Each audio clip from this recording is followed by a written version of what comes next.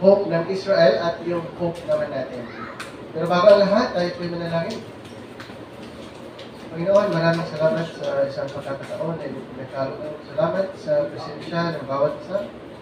Salamat, Panginoon, sa pagkakataon na pag-aaralan namin ang iyong banal na salita. Salamat din sa iyong banal na Espiritu na nagbibigay sa amin ng understanding o pangunawa o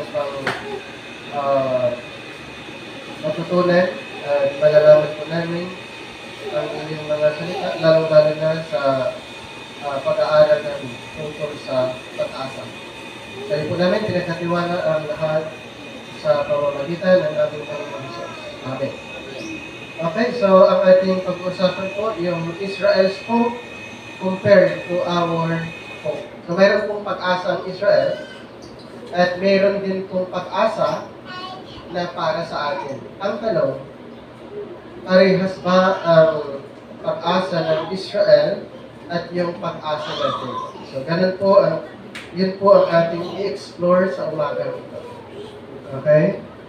So, in 2 Thessalonians chapter 2, verse 16 to 17, now, our Lord Jesus Christ Himself, and God even our Father, which has loved us and hath given us everlasting consolation and good hope through grace, comfort your hearts and establish you in every good work and work. So ano yung biblical hope? Bible words are often distorted by the world or wrong teaching, like faith, charity, repentance. So ano ba yung hope? The hope define either verb or noun, desire or confidence of a future. So pag sinasabi pala na hope, mayroon tayong confidence doon sa future. Dito po sa ito yung future natin. Dito. Sa inyong natin, yun yung future. Na meron tayong confidence kung ano ang mangyayari in the future. Kaya kumbaga malakas yung loob natin na sabihin lahat ng mga believers, lahat ng mga nanampalataya ngayon ay pupunta sa langit. Bakit po? Kasi yun po yung inaasahan. Yun po yung inaasahan po natin. Okay? Kaya, desire or confidence of a future of good with expectation of turning it. So, ulitin ko po, ang hope ng mga believers ngayon ay doon po sa langit.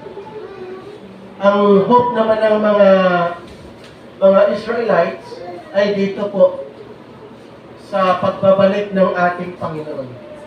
So mayroong tinatawag na earthly hope at saka heavenly hope. Good news po mga kapatid, dahil tayo po ay nagiging part doon sa heavenly hope.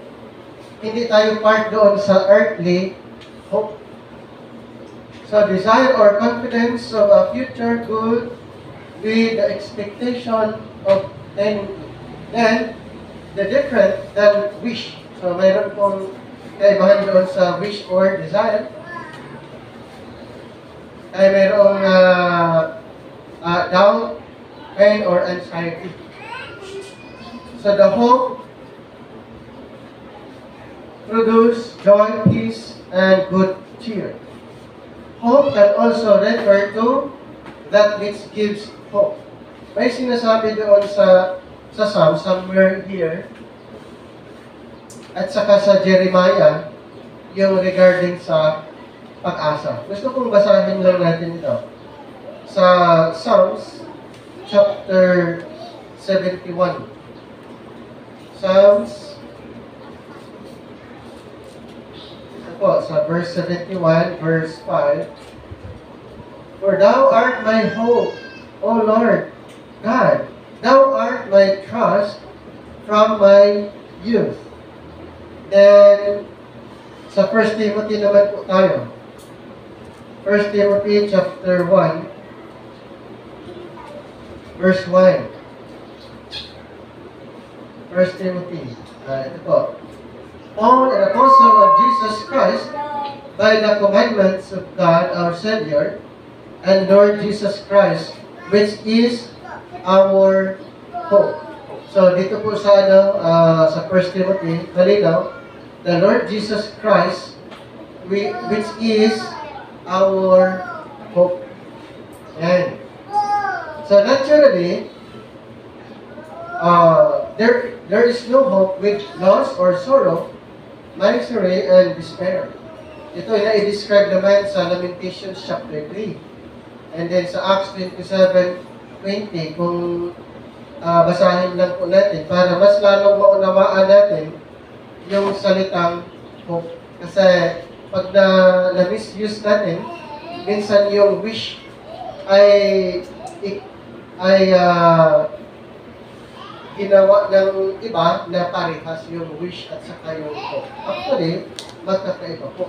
Dito sa Acts chapter 27, Acts chapter 27, verse 20,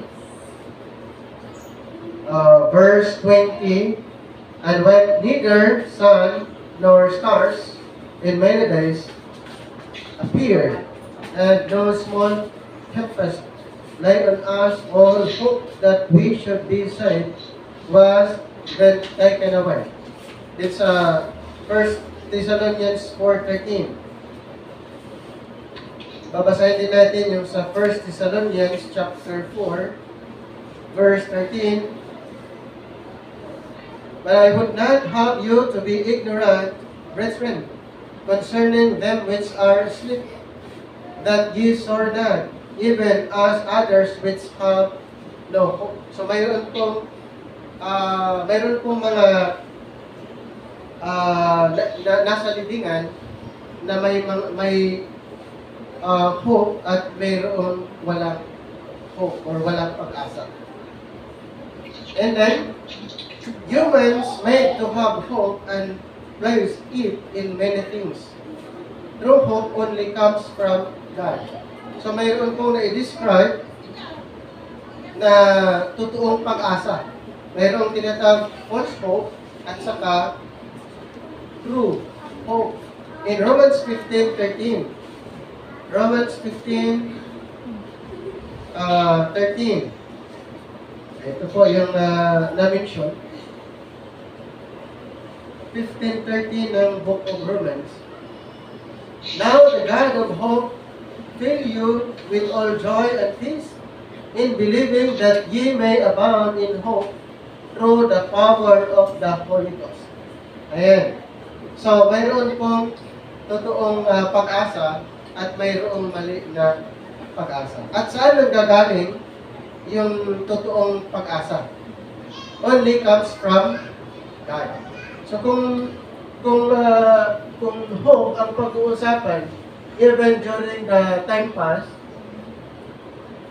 and dapat now, still hope comes from God. Pero, meron pong magkakaibang destination. Katulad ng binanggit po natin, ang destination po ng church, the body of Christ, ay sa heaven. Ang destination naman ng mga kingdom believers ay dito sa earth. Sila ba ay umaasa doon? Yes. Ang church, the body of Christ ba ay umaasa din papuntang langit? Yes. Magkakaiba po yung kanilang destination. Pero still, mayroon pong hope. At yung hope na yon, kahit yung nasa Israel or yung sa mga Gentiles na nasave, ay galing pa rin sa Panginoon. Mayroon kasing dalawang programa. Mayroon kasing dalawang program ang Panginoon na kailangan natin maunawaan. Tayong mga believers ngayon na tinatawag Church, the Body of Christ, ay hindi parehas doon sa inaasahan ng bayang Israel. Iba po yung inaasahan natin, hindi po katulad ng inaasahan ng bayang Israel. Meron tayong dalawang bagay na pwedeng pag-uusapan. Una, the hope for Israel. Number two, hope for the body of Christ. So saan po kayo dyan? Hope for Israel or hope for the body of Christ? Yes, hope for the body of Christ. So, pag-aralan lang po natin yung hope ng Israel at saka yung hope ng body of Christ para po magiging malinaw sa atin. Okay? Para po maging malinaw sa atin kung ano ba ang inaasahan ng Israel at ano din ang ating inaasahan. So habang nandito po tayo sa mundong ibabaw, ay mayroon tayong inaasahan. Kaya nga, while waiting po sa rapture, ginagawa natin yung mga ganitong fellowship. While waiting. Habang hindi pa nangyayari ang rapture, ito po, kailangan i-maintain natin yung ganitong pagtitipon. Nakuha yung kwento doon? Kasi nga, yun yung mandate. So, ang hope ng Israel, ay ito po. David hope in God and the Word of God. Ito ay part ng prophecy. So, even David, mayroon po siyang inaasahan. Gusto kong basahin natin yung isa sa sinabi niya sa Psalms 119. Psalms 119.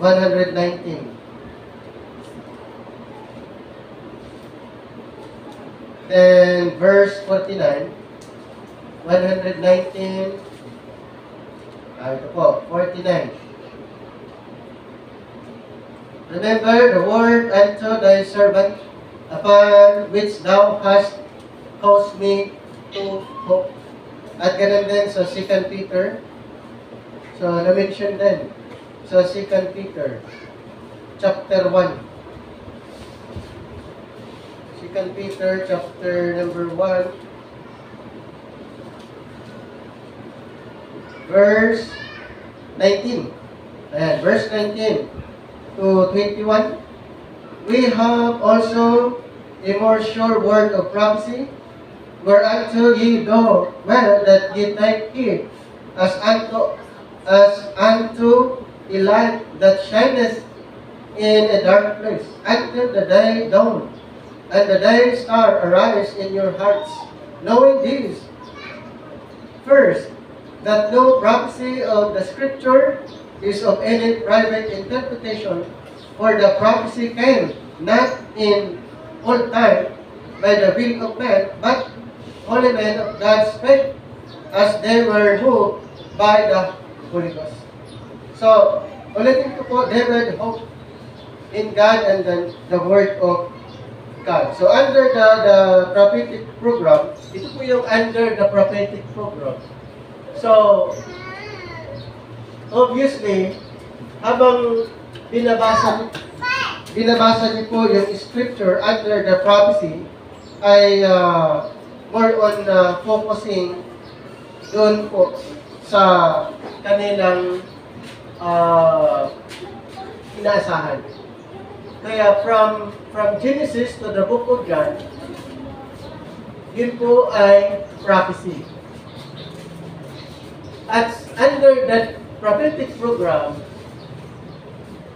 ito po ang kanilang goal. So, ulitin ko po, from Genesis to the book of John, under the prophetic program para sa bayang Israel, at yung goal po nila, ito, maging si David. Ito po yung goal. Sa Davidic Covenant, ang goal ay ang paghahari ng Panginoon dito po.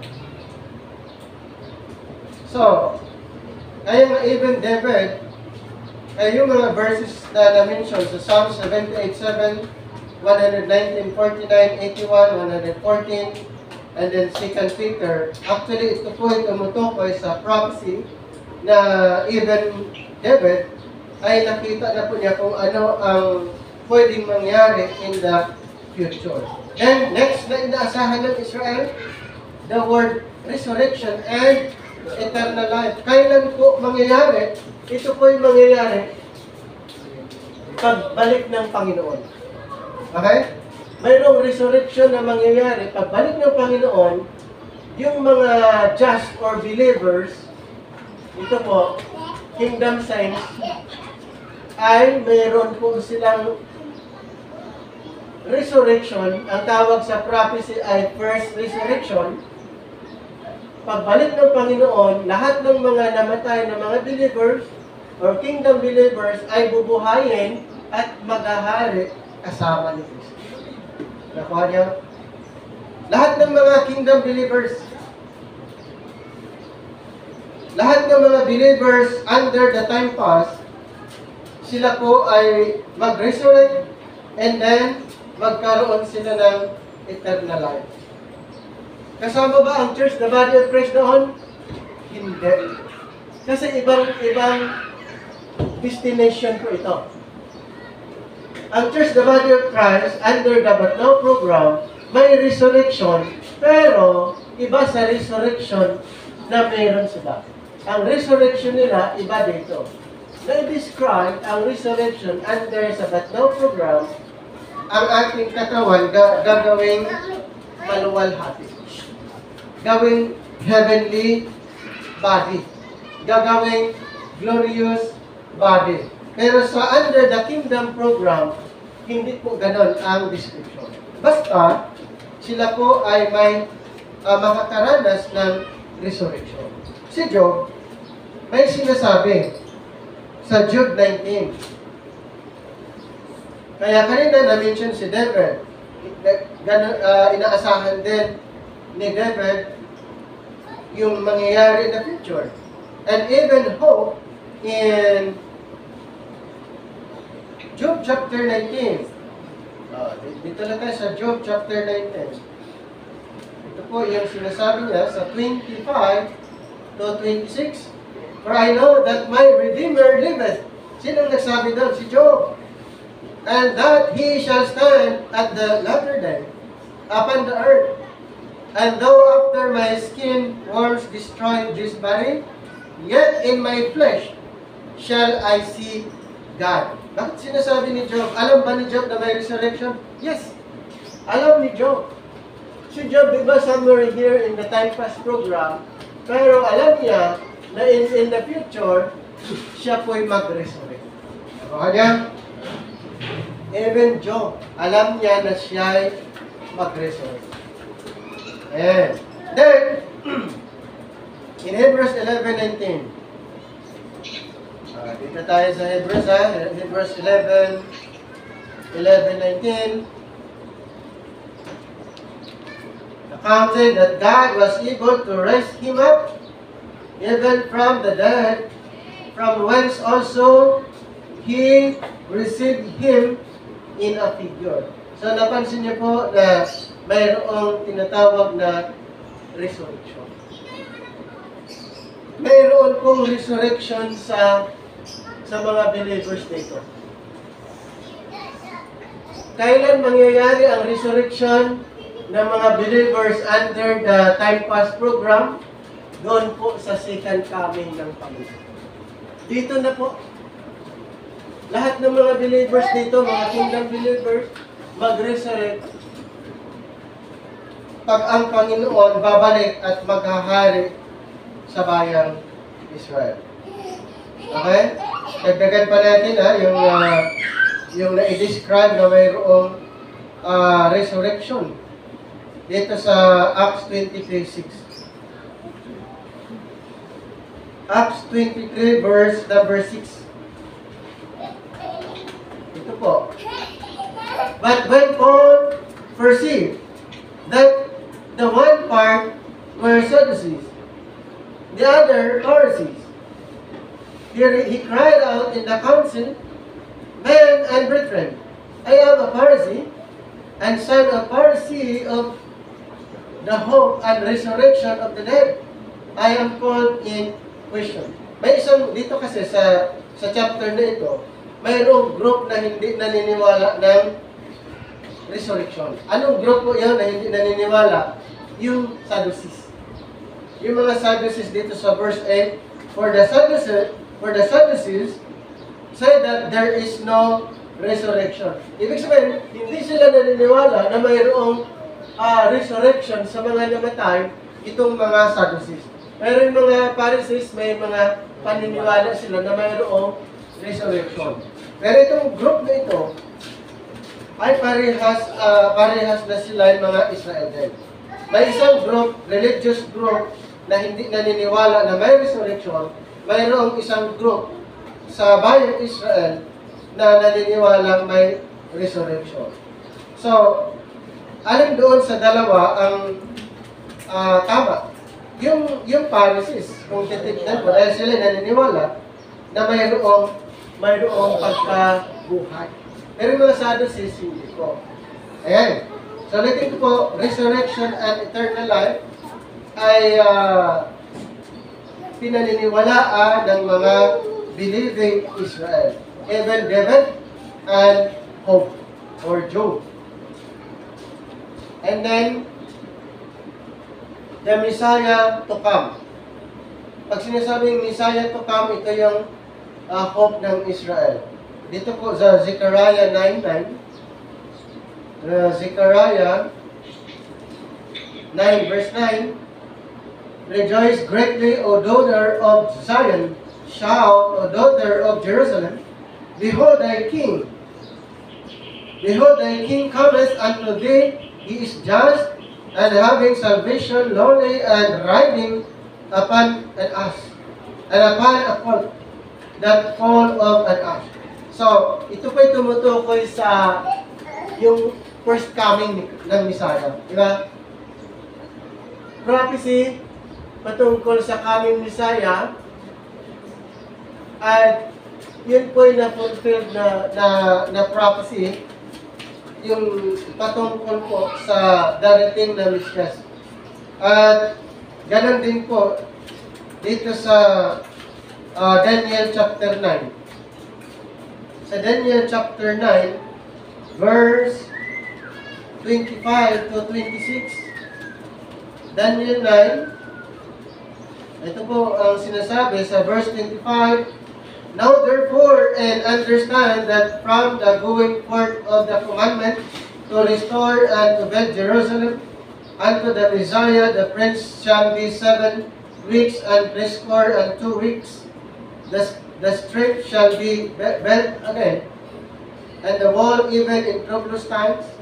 And after 62 weeks shall Messiah be cut off, but not for himself, and the people of the prince that shall come shall destroy the city, and the sanctuary, and the end thereof shall be with a flood, and unto the end of the war desolations are determined. Dito po sa prophecy na nabanggit ni Daniel, mayroon pong prophecy. Di ba dumating si Jesus Christ na i-prophesy din kay Daniel na siya'y papatayin, siya'y mamamatay, or the Messiah cut off after 62 weeks. Yung 7 weeks na na-mention ay yung rebuilding doon sa nasirang temple, and then next is the rebuilding of the wall and the streets of Jerusalem, and then the Messiah cut off. So may prophecy na pagdating ng Messiah, siya din ay papatayin. Propesya po yun. Kaya nga, ito yun eh. Siya po ay namatay dahil na-prophesy ni Daniel na siya po ay mamatay. Pero bago siya mamatay, kailangan muna niyang mag-serve sa bayang Israel. Okay? So dito po sa Romans 15:8, malinaw na itong si Jesus Christ na Messiah ay minister ng bayang Israel. Bago siya namatay, siya ay nagiging ministro or minister nila. Dito po sa Romans 15:8, now I say that Jesus Christ was a minister of the circumcision for the truth of God to confirm the promises made unto the fathers. Si Jesus Christ daw, ayon sa verse, siya po yung minister kanino? Sa bayang Israel to minister, at ito po ay a confirmation. Before his death, he was ministering to the nation of Israel, at ito po yung tinatawag a message of confirmation. Para ma-confirm yung prophecy patungkol po sa kanya. Isa pa, sa John 5:39, na patunay na si Kristo ay nangaral sa mga Israelites bago siya namatay, at inintroduce din niya na mayroon kong pagkabuhay doon sa mga namatay. Dito po sa 5:39 po tayo. John chapter 5 verse 39. Sa 39 regarding searching the scripture, but before that 39, dito po sa verse 29, and shall come forth they that have done good unto the resurrection of life, and they that have done evil unto the resurrection of damnation.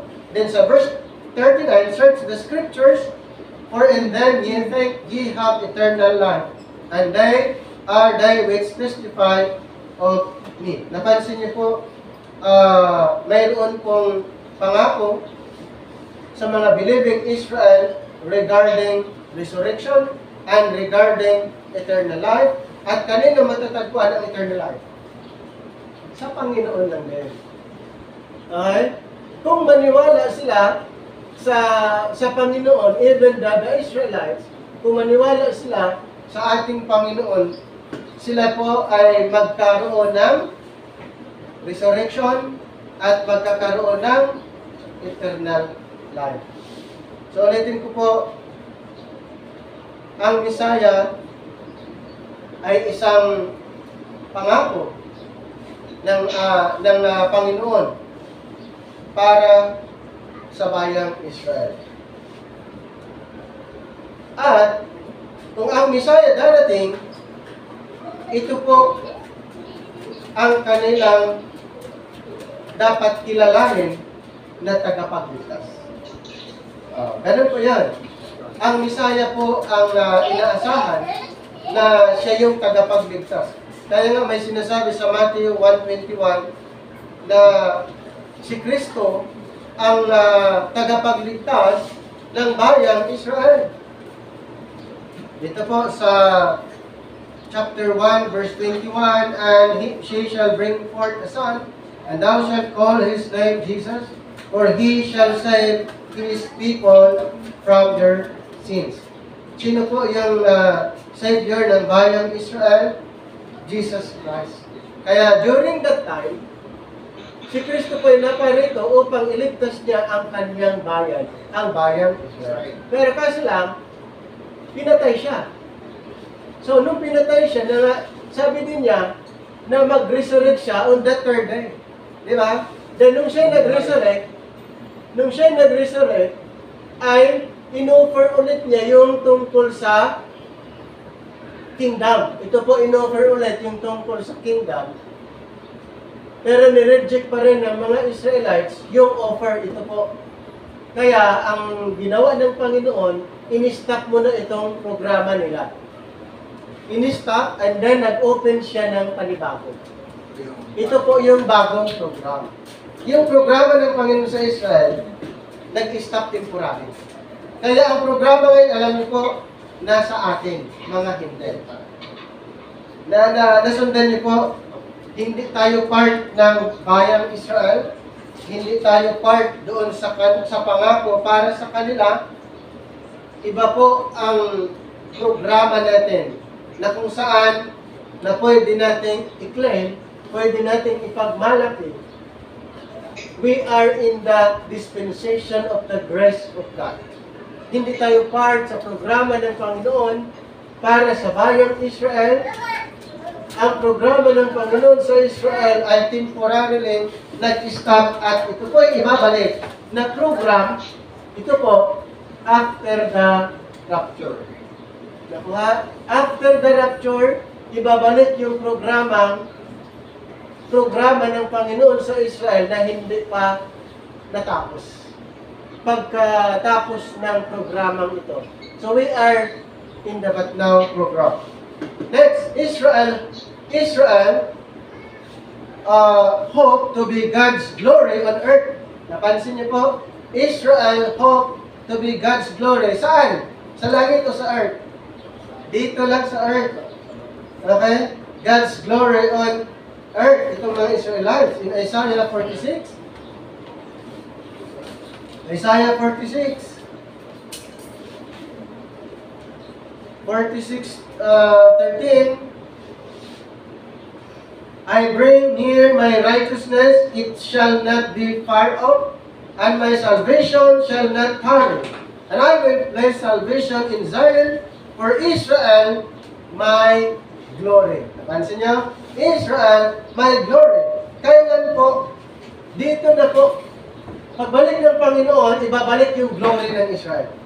Pagbalik ng Panginoon, ang glory ay ibabalik sa kanila. Dito po, sa lupa. Dagdagan natin sa Haggai, chapter 2. Mayroon ding sinasabi doon na malinaw na ang Israel, sila po yung pinili para manirahan dito sa mundong ibabaw. Magpakailanman. Yun yung pangako. Kaya ulitin ko po, napakaganda yung plano ng Panginoon sa atin dahil hindi tayo mamamayan dito sa mundong ito. We are citizens in heaven. Okay, Israel lang po ang pinangakuhan dito. So Haggai, chapter 2, 7-9.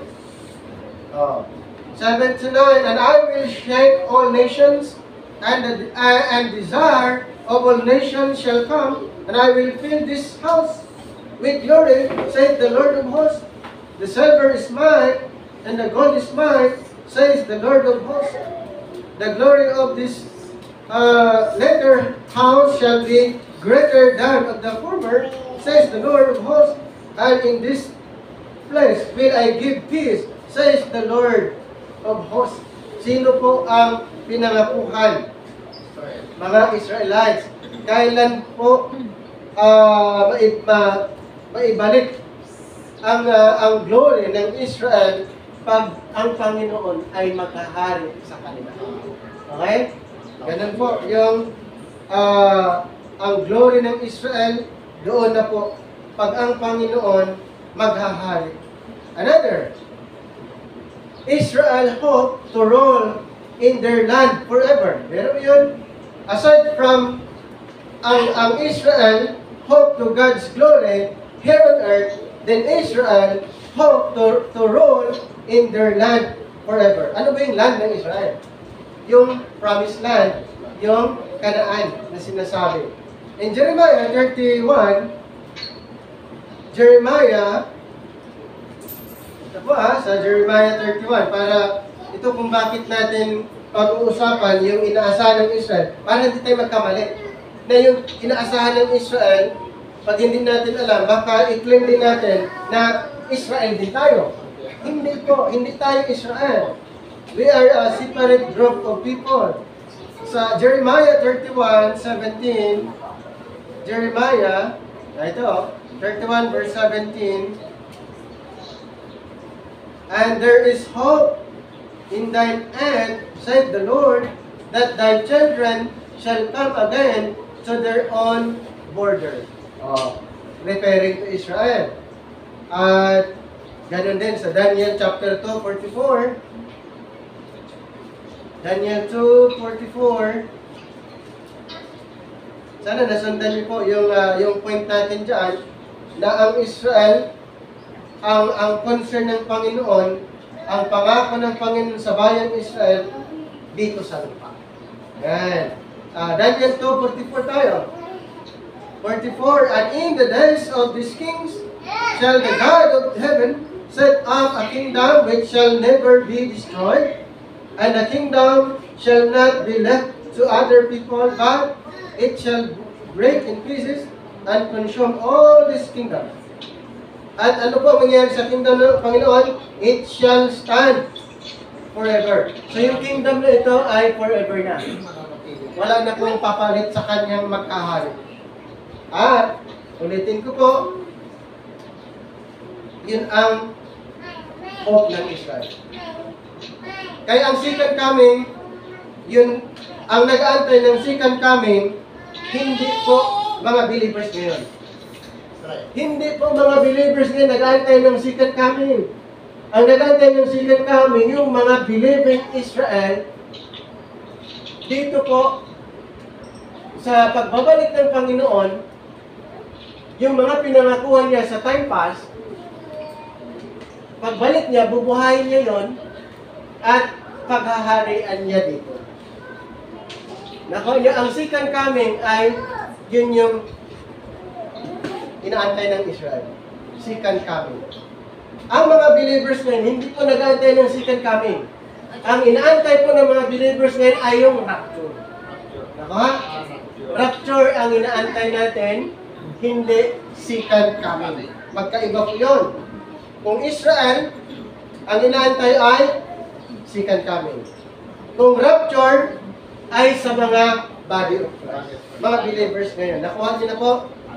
Pag may marinig kayo na, inaantay natin ang second coming, pwede mong sabihin, hindi ko inaantay ang second coming. Ang inaantay ko yung rapture. Okay? Ang second coming, mismo pwede babalik dito, mismo sa lupa. Ang rapture naman, mga believers sa salubong lang. Papunta sa langit. So, ganun po yan. Ano pa? Ang mga Israel, isa sa mga inaasahan nila, yung deliverance from physical circumstances. Physical circumstances, yun yung hope ng Israel. Sa Deuteronomy, mayroon siyang sinasabi. Deuteronomy 20. Deuteronomy 20, 3-4. And shall say unto them, Hear, O Israel, ye approach this day unto battle against your enemies. Let not your hearts faint, fear not, and do not tremble, neither be ye terrified because of them. For the Lord your God is He that goeth with you to fight for you against your enemies, to save you. Napansin niyo yung sa deliverance from physical enemies, ang Panginoon ay nakipaglaban para sa kanyang pinili. At yan po ang bayang Israel. Okay? Ganun din sa Isaiah 33 verse 2 and Psalms 119, 170. The hope of Israel's deliverance from physical circumstances. Ano pa ang inaasahan ng Israel? Israel's hope was for a better New Testament. Dito po yun. Better Testament. Inaasahan, inaantay ng Israel. Kaya anong sinasabi sa Hebrews, dito tayo sa chapter 8. Hebrews chapter 8. Dito po sa chapter 8, verse, start natin basahin sa number 6 hanggang 10.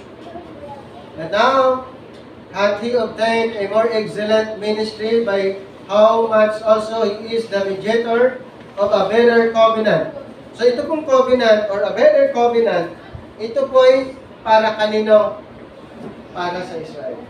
Yung sinasabing better covenant or New Testament ay para sa Israel. Hindi tayo part ng New Testament. Hindi tayo part ng New Testament at hindi rin tayo part sa Old Testament. Eh kung hindi tayo part ng Old at sa New, saan tayo? We are part sa dispensation of grace. Dito po yung New Testament. Dito po yung Old Testament. Ang Old Testament para sa Israel. Ang New Testament para lang din sa Israel. Since na hindi na tayo Israel, hindi tayo part doon. Part tayo sa programa ng grace. Nakuha niyo? Yes, we are part under the program of grace. We are not part doon sa tinatawag New Testament or a Better Testament. Yan po ay ginawa para sa bayang Israel. Tuloy kong basahin.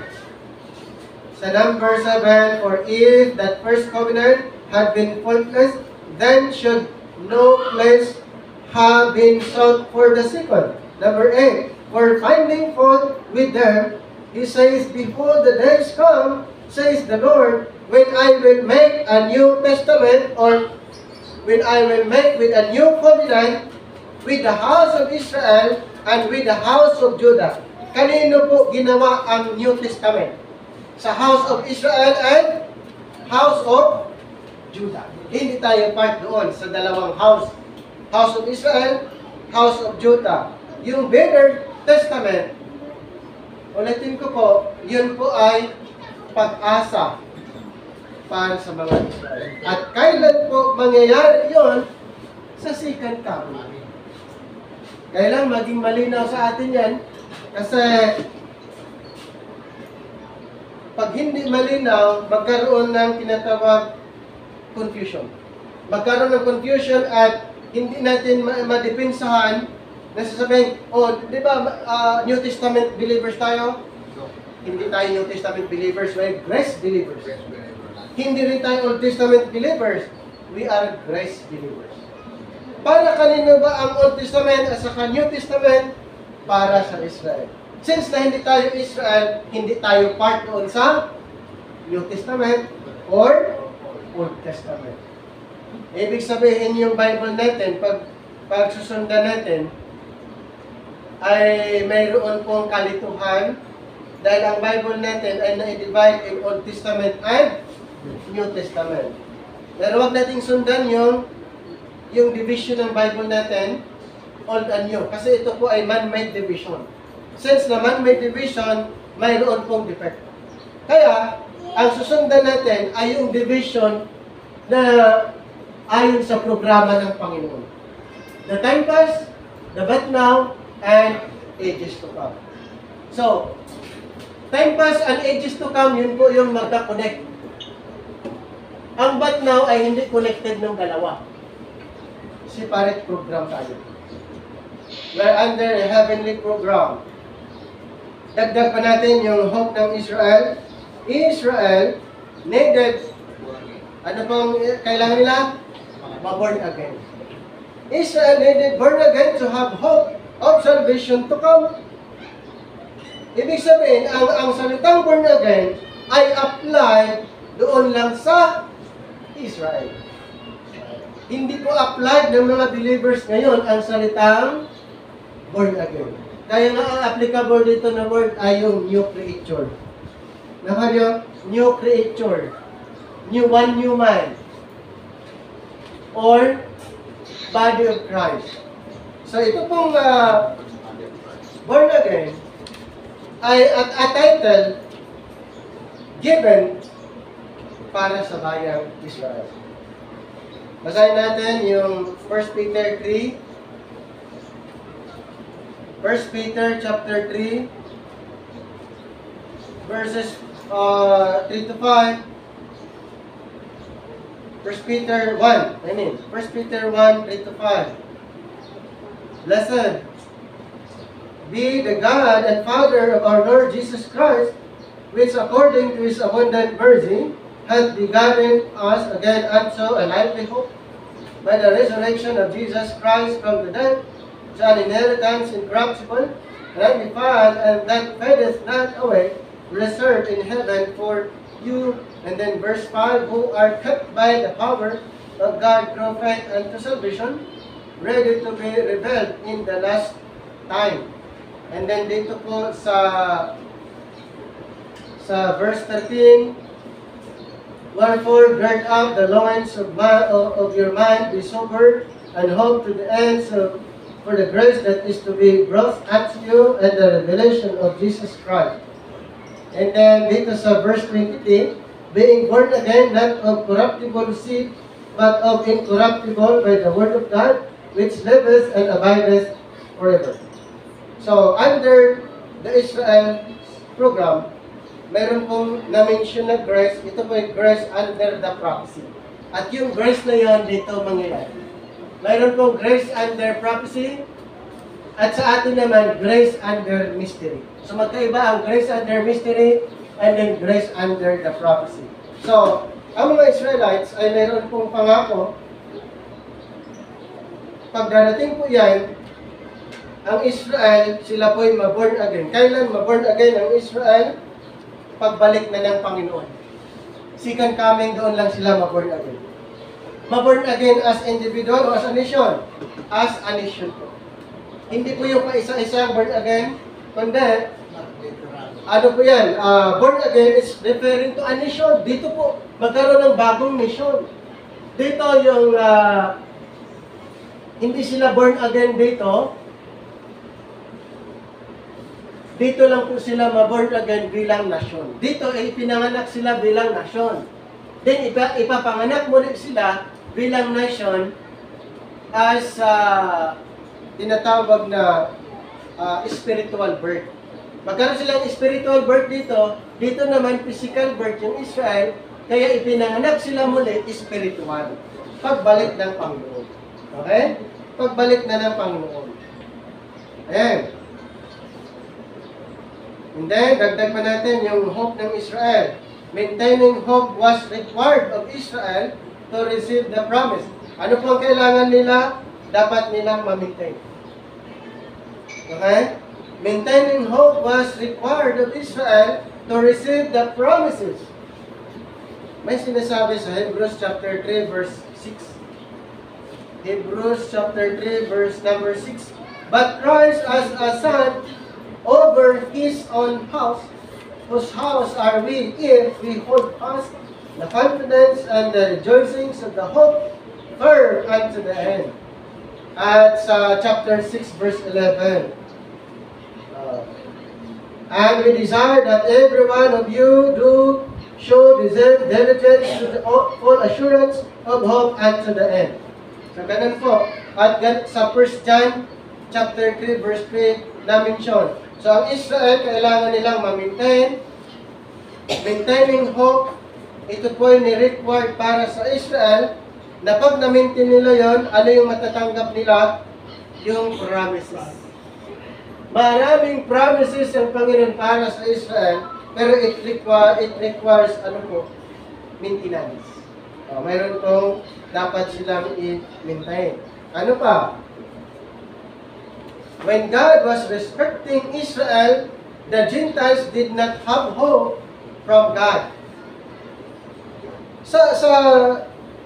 Nung ang program ng Israel ay nag-operate, dito po na-describe when God was respecting Israel, ano po ang mga Gentiles?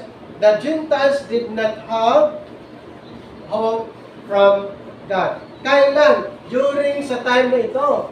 During sa time pass program, ang Israel, sila po yung mayroong pag-asa, at ang mga Gentiles may pag-asa ba? Under the time pass? Wala. Ephesians 2:12.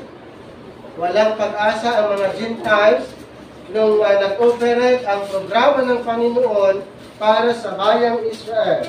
Dito po sa Ephesians chapter 2, 11 to 12, verse 4, remember that ye being in time past, Gentiles in the flesh, were called the circumcision by that which is called the circumcision in the flesh made by hands, that at the time ye, referring to the Gentiles, were without Christ, being aliens from the commonwealth of Israel, strangers from the covenants of promise, having no hope, and without God in the world. Sino po yun? Without God, without Christ, no hope, aliens, mga Gentiles. Ibig sabihin, under the time pass program, ang Israel lang may pag-asa. Yung mga Gentiles sa time pass na i-describe, walang pag-asa. Good news po mga kapatid, tinanggihan nila ang Panginoon. Tinanggihan nila ang Panginoon. Ang ginawa ng Panginoon, in-stop muna ang programa ng Israel. Nung in-stop ang programa ng Israel, Ang mga Gentiles naman ang kanyang concern. Ayaw ng Israel. Ibinigay ng Panginoon yung offer, ayaw ng Israel. So, the good news, tayong mga Gentiles na na-describe, walang pag-asa, ngayon, meron na. So, dito na tayo sa pangalawa, hope for the body of Christ. Ayan. Ito na po yung time natin. We, like Israel, also have hope. Yes? Katulad ng Israel, tayong body of Christ, mayroong pag-asa. Pero, hindi po kingdom ang inaasahan natin. Ang inaasahan natin is heaven or heavenly kingdom. Ang Israel, mayroong earthly kingdom. Mayroon kasing earthly kingdom at mayroong heavenly kingdom. And we are part of that heavenly kingdom. Okay? 1 Timothy 1:1 in the scriptures in Romans 54 regarding the resurrection, mayroon ding na-describe na ang believers ngayon, church, the body of Christ, katulad ng Israel, mayroon pong inasahan na na-mention sa scripture. Mayroon ding inasahan tungkol sa resurrection. Mayroon ding inasahan tungkol sa eternal life. Katulad ng Israel, pero magkaiba po ang destination, magkaiba po ang goal. Dito tayo sa Titus 2:13. Titus chapter 2. 2:13. Ito.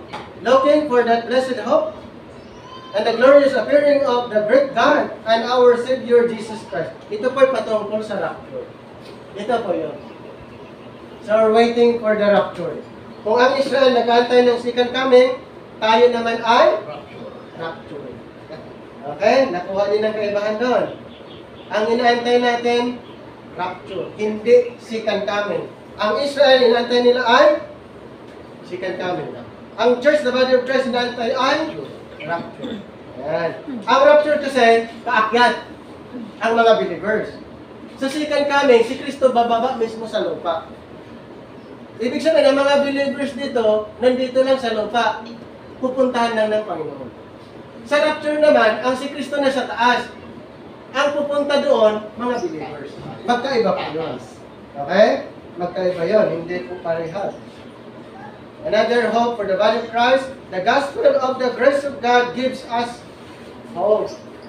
Ano po yan? 1 Thessalonians 5:8. 1 Thessalonians chapter 5 verse 8. Ano ito? But let us who are of the day be sober, putting on the breastplate of faith and love, and for an helmet the hope of salvation. So the gospel of the grace of God gives us hope. And then sa Colossians 1:23, ganun lang din po. The gospel of the grace of God gives us hope. Next, our calling is our hope. In Ephesians 1:18. Ephesians chapter 1 verse 18. The eyes of your understanding being enlightened, that ye may know what is the hope of His calling, and what the riches of the glory of His inheritance in the saints. At ganun din sa chapter 4 verse 4 ng Ephesians. Called into the grace of Christ to be saints, sons of God, members of His one body, according to His purpose, unto peace, liberty, holiness, and glory. That's our description bilang church, the body of Christ. Tayo po ay iisang katawan, members of His one body. Ano pa? God's glory in us. In Romans 5:2. Romans chapter 5. Verse 2, by whom also we have access by faith into this grace, wherein we stand and rejoice in hope of the glory of God. Okay? At sa 18, ganun din po. And then sa Colossians 1:27, that Christ in you, the hope of glory. And then sa 1 Thessalonians 2:12, na-mention din sa 2 Thessalonians 2:14, God's glory in us. Bilang body of Christ. Our hope is heavenly. Tandaan po natin, na-mention natin kanina, our hope is heavenly. The hope of Israel ay earthly. Our hope is heavenly. The hope of Israel is earthly. Nakita niyo yung pagkakaiba doon. Pares na may hope, magkakaibang goal. Yung isa earthly, yung isa ay heavenly. Ulitin ko po, sino po yung mayroong earthly hope? Israel. Sino po yung mayroong heavenly hope? The body of Christ. Wala na. So since we are the body of Christ, we are part of that heavenly hope. Our hope is heavenly, not in the circumstances around us. May sinasabi sa Colossians 1:5. Colossians 1:5. Ito po. For the hope which is laid up for you in heaven. Ito po. For the hope which is laid up for you in heaven, whereof ye heard before in the word of the truth of the gospel. Kung kanina laging sa earth, ngayon naman po more on heaven. Referring to the church, the body of Christ. Then our hope is seeing others saved and coming to the knowledge of the truth. 1 Thessalonians 2:19. Chapter 2, verse 19. For what is our hope, or joy, or crown of rejoicing? Are not even we in the presence of our Lord Jesus Christ at His coming. Yan po yung sa rapture. At ito po yung mangyari ay sa tinatawag na judgment seat of Christ. Our hope is seeing others saved and coming to the knowledge of the truth.